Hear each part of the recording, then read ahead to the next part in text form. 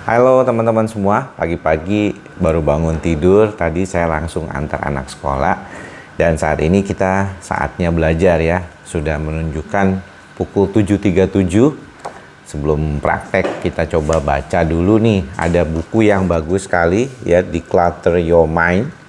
Ini salah satu buku yang memang banyak menjadi bahan saya untuk bercerita sama teman-teman terkait dengan bagaimana mengubah proses pikir kita.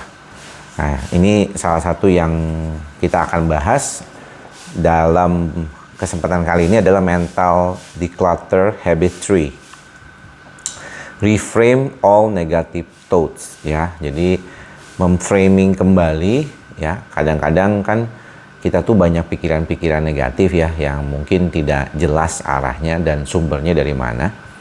Tapi terkadang situasi yang paling penting yang harus disadari saat ini di zaman sekarang, memang kita akan membutuhkan proses pikir yang lebih keras untuk survive dan competing atau bersaing.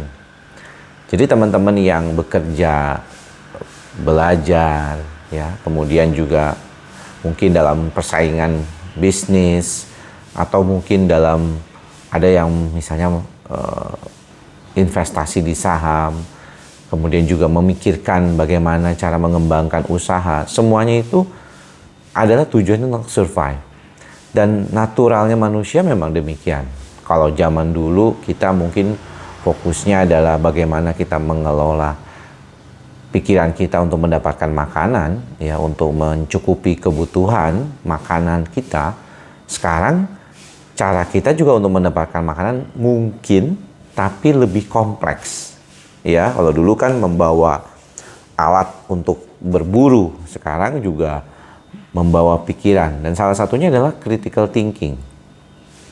Nah, critical thinking ini memang kita bicara tentang bagaimana situasi itu akan membuat kita menyelesaikan masalah secara cepat dan secara efektif, juga memberikan kesempatan kepada kita membangun ide-ide yang orisinil, yang membantu kita membedakan ya, lebih luas lagi. Mungkin kita punya teknik cara melakukan ini, melakukan itu dengan teknik yang lebih baik lagi, dan juga mengelaborasi ideas ataupun ide-ide serta saling menghubungkannya. Jadi kalau kita bicara tentang daya pikir kita sehari-hari, sungguh luar biasa gitu ya, bahwa situasi kehidupan saat ini tuh membuat kita harus melakukan hal-hal tadi yang sudah disebutkan. Namun sayangnya konsekuensi dari kondisi ini adalah adanya negative thinking ataupun pikiran-pikiran negatif yang akan terus ya menghantui mungkin sebagian dari kita, karena kita akan mencoba mencari alternatif kan. Dan alternatif itu kan belum tentu selalu sesuai dengan harapan kita. Banyak juga hal-hal itu berkaitan dengan sesuatu yang negatif. Misalnya kita mengharapkan sesuatu terkait dengan perbaikan, tapi tentunya kita akan melihat siapa tahu yang terjadi bukan yang diharapkan, tapi sebaliknya gitu. Dan inilah yang kemudian menyebabkan perubahan-perubahan di dalam kondisi kita ya. Kita menjadi bisa tidak puas dengan kehidupan kita. Kita merasa adanya skenario-skenario yang mungkin buruk yang kita harus hadapi, dan terkadang sebenarnya tidak terjadi ya, karena pada sebagian orang sangat kecil ya yang melakukan suatu investasi berisiko. Misalnya contoh, kita bisa tanya kepada diri kita sendiri, dari teman-teman yang nonton ini 1.000 orang misalnya, berapa orang di antara teman-teman yang berinvestasi di saham? Ya, kita tahu bahwa di dunia saham Indonesia itu kecil misalnya. Kenapa? Karena mengandung risiko. Jadi otak kita itu sudah memberikan sinyal perlindungan kepada kita untuk tidak melakukan itu gitu. Tapi ada nggak yang melakukan? Ada. Dan itu memang mereka sudah memahami resiko-resikonya. Ya, begitu juga jadi orang-orang tertentu, misalnya jadi dokter, pilot, ya, nakoda, supir dan segala macam, itu semua punya resiko yang sudah diketahui oleh orang tersebut. Dan terkadang bagaimana kita bisa mengolah ya kondisi-kondisi seperti ini, bagaimana kita bisa membantu diri kita agar tidak keluar dari masalah-masalah kondisi yang berat ya, yang bisa membuat kita lebih nyaman gitu ya. Pertama adalah bagaimana kita bisa mengenali ya pikiran-pikiran kita sendiri gitu. Kadang kalau kita bicara tentang keadaan ini, kita seringkali muncul pikiran negatif yang mungkin apa ya namanya ya. Nah, kita perlu mencoba mengenali hal tersebut supaya kita tahu nih hal-hal seperti ini tuh kalau dia datang, wah berarti kita harus mengaktifkan situasi yang lebih baik lagi. Kemudian biasanya kita belajar untuk menjadi pengamat dulu dari pikiran itu. Kalau pikiran itu datang, maka harus kita pisahkan pikiran itu dari diri kita secara keseluruhan. Ya, ini memang nggak gampang. Saya tahu ini sangat sulit ya. Bagaimana kita bisa menjadi pengamat terhadap pikiran kita gitu. Ini mesti diperhatikan dengan cara-cara meditatif ya, supaya teman-teman bisa belajar melihat pikiran teman-teman secara apa adanya.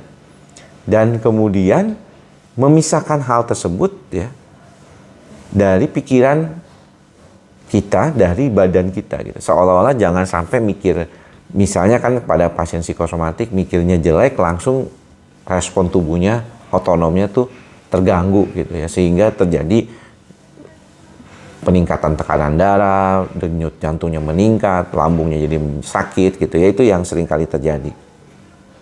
Dan yang bisa dilakukan adalah kita itu tidak boleh menjudge atau melihat sesuatu itu dari perspektif kita yang mungkin dipengaruhi oleh banyak faktor. Belajar kita, pengalaman kita bersama orang lain, tapi hanya menyadari apa adanya. Sadar ya. Ini yang seringkali problematik buat sebagian orang karena ketakutan melihat pikiran sendiri gitu ya.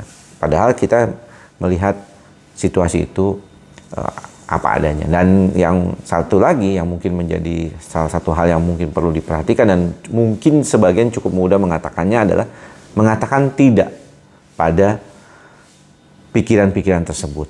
Mengatakan stop ya pada pikiran-pikiran. Jadi kalau teman-teman ada pikiran negatif yang muncul, Anda harus langsung bilang, stop.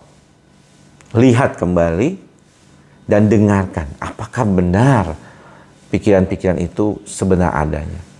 Seperti misalnya kalau pasien panik, dia mau keluar rumah, terus dia langsung mikir, nanti kalau kenapa-napa di jalan, nanti kalau kena panik di jalan, stop. Nah, ini dia yang paling penting. Stop. Look. Lihat kembali secara sadar, betulkah visualisasi negatif itu adalah sesuatu yang terjadi akan menjadi kenyataan? Ternyata tidak, selama ini juga tidak pernah terjadi.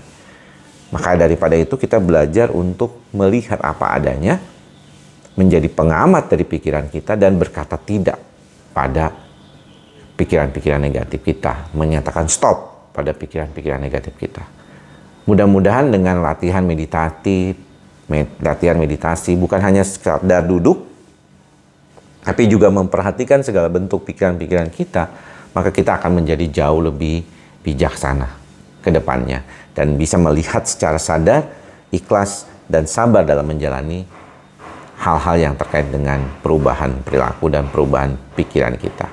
Semoga bermanfaat buat teman-teman. Salam sehat jiwa, salam ikhlas, sabar, dan sadar. Sampai ketemu lagi di lain kesempatan. Bye-bye.